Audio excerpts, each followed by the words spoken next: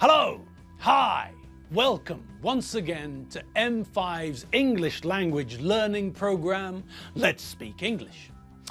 I'm Gav Duncan and I'm here on your TV screen to help you learn English. Now, are you sitting comfortably? Yes? Good. And are you ready for today's lesson? Yes? Good. Okay, well, let's learn English together. Okay, and here we are again. How do you all feel today?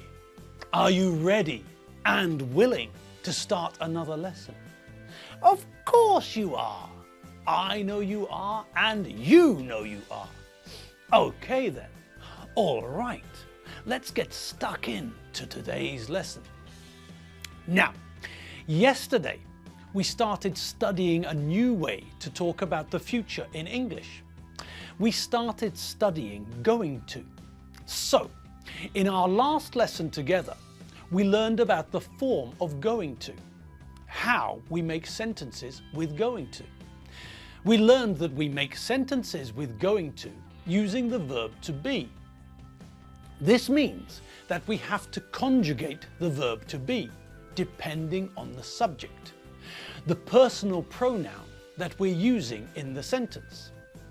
If we're talking about I, then we conjugate the verb to be, I am. If we're talking about you, then we conjugate the verb to be, you are. If we're talking about the third person singular, we have to conjugate the verb to be, he, she, it, is. So, because we have to use the verb to be when we want to use going to, we have to remember to conjugate the verb to be. But that's not too difficult, is it? No, of course not. Okay, just to make sure we all remember the verb to be, here's Mabel, and she's got a table.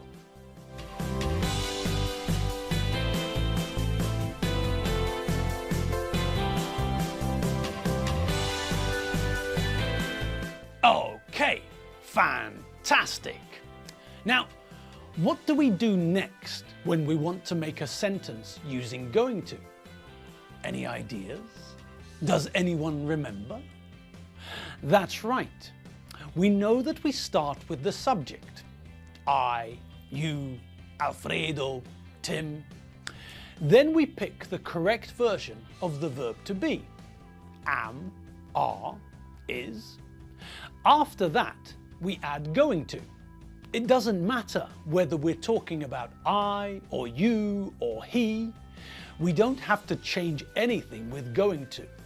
We already made the change when we conjugated the verb to be. So, we add going to, and then we add a verb in the infinitive without to. Simple. Okay, Mabel, Mabel. Oh, Mabel, Mabel, I sent you a telegram. Please read it now while you show us a diagram.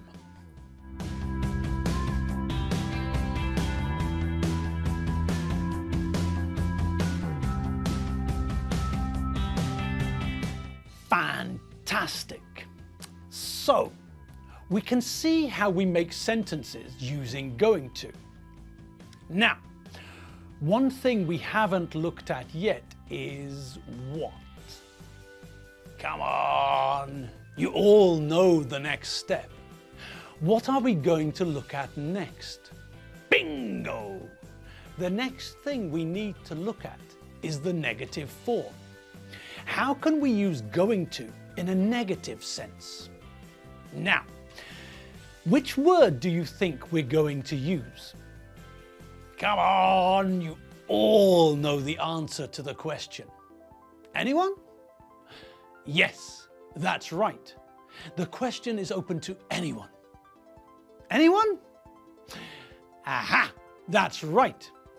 Whenever we learn about the negative in English, we always meet the word not. When we change the positive present simple sentence, I like custard, into a negative sentence, Which word do we need? Yes, not. We change I like custard into I don't like custard. Good.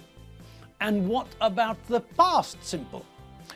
Which word do we need to change the positive past simple sentence, he worked on Friday evening, into a negative past simple sentence? Yes, that's right. We need the word not again, don't we? Now, do you remember how we made negative sentences in the past simple? We need to use another verb as well, don't we? Just as we use the verb to do when we ask questions in the present simple. Do you like potatoes? When we ask questions and make negative sentences in the past simple, we use the past form of the verb to do, did. The sentence becomes, he didn't work on Friday evening. We use did plus the infinitive without to make a past simple negative sentence. When we ask a question using the past simple, we also use did.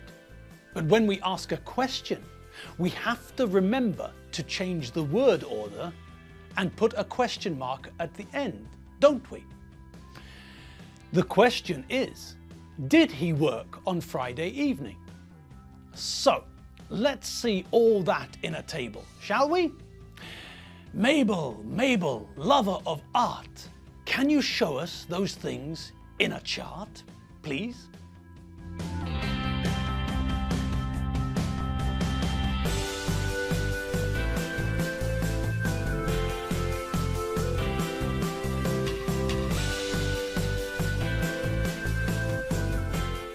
Okay, great. Now, we know that we need to use the word not to make a negative with going to. So, how do we do it? Well, it's simple. In fact, for all of you out there, for you gods of English, it's as easy as ABC. ABC, easy as 1, 2, 3. All simple as do, re, mi. ABC, 1, 2, 3, baby, you and me, girl. Okay, the Jackson 5, Michael, Jermaine, Janet, Latoya, and Boris. Anyway, we're better than them, and we know it. And now for the easy bit. How do we make a negative sentence using going to? Well, we know that we need the word not. Okay, and how do we make a sentence with going to? What other verb do we need to make a sentence with going to? That's correct, a doodle-doo. Bullseye, ping pong, the witch is dead. Brilliant. We need the verb to be, don't we? Yes. When we make a sentence with going to, we use the verb to be. I am or I'm going to the cinema tonight, for example. So, if we'd like to change the positive sentence into a negative one, what do you think we should do? Well, we have to add not, but where should we put it? Well, the not goes between the verb to be and going to. We start with the subject, a personal pronoun, for example, I, you, he. Then we add the correctly conjugated verb to be, am, are, is. Then we add the word not, and then we add going to. So when we change a positive sentence with going to into a negative sentence with going to, we change it like this. I'm going to have lunch with Chief Mangasutu Buthelezi tomorrow at noon. And it changes to, I'm not going to have lunch with Chief Mangasutu Buthelezi tomorrow at noon. Now, we all know that we prefer to use the short version whenever we can. So we use I'm and I'm not. For the other personal pronouns, we also prefer to use the short, abbreviated version. Mabel, we know you're able. Can you put all that in a table, please?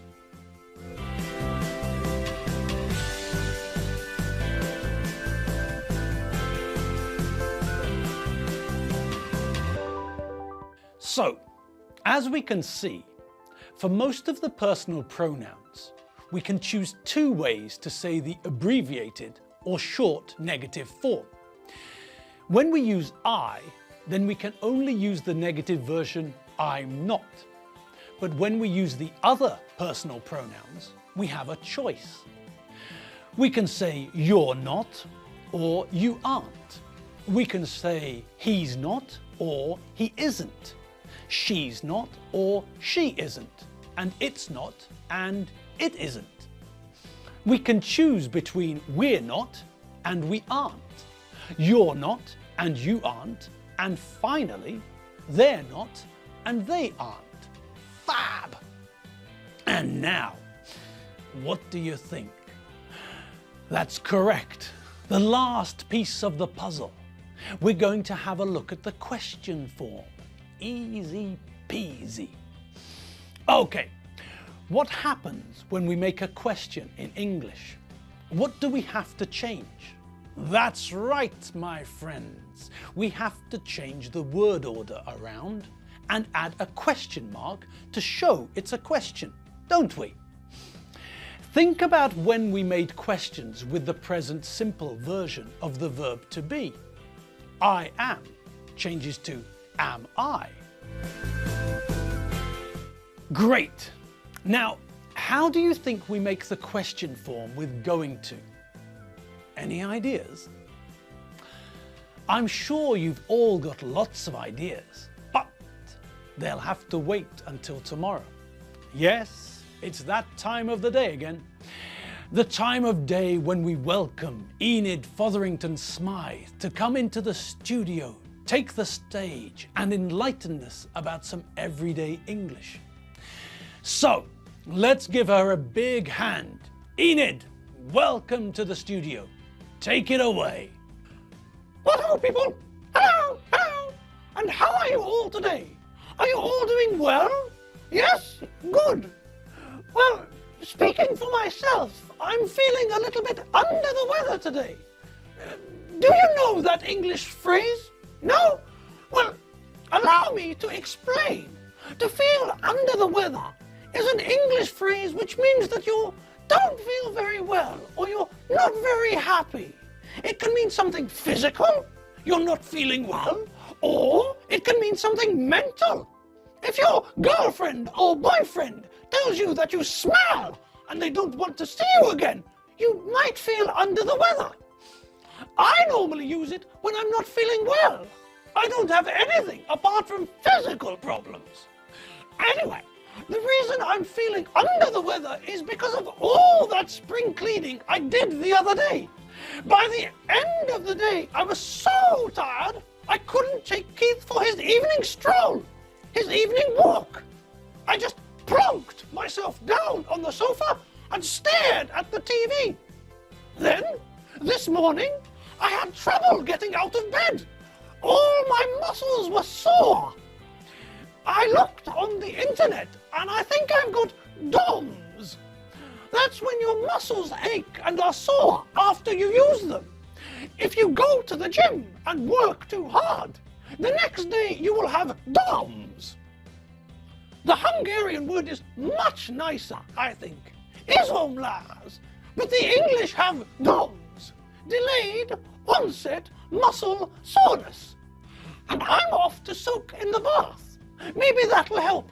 Toodaloo, pip pip, chitty bye. Oh dear, poor Enid. She's got DOMS. Her muscles ache, poor thing. Oh well, in a couple of days she'll feel better again. And that's all we have time for today. Yes, we've reached the end of the lesson once again. Right, well, before I go, I'd just like to thank you for watching. Thank you. And don't forget to check out all the stuff at m5tv.hu. All right, I'll see you next lesson. And remember, I'm Gav Duncan, and I'm taller than Jean-Claude Van Damme, and I'm younger than Chuck Norris. See you later. Bye.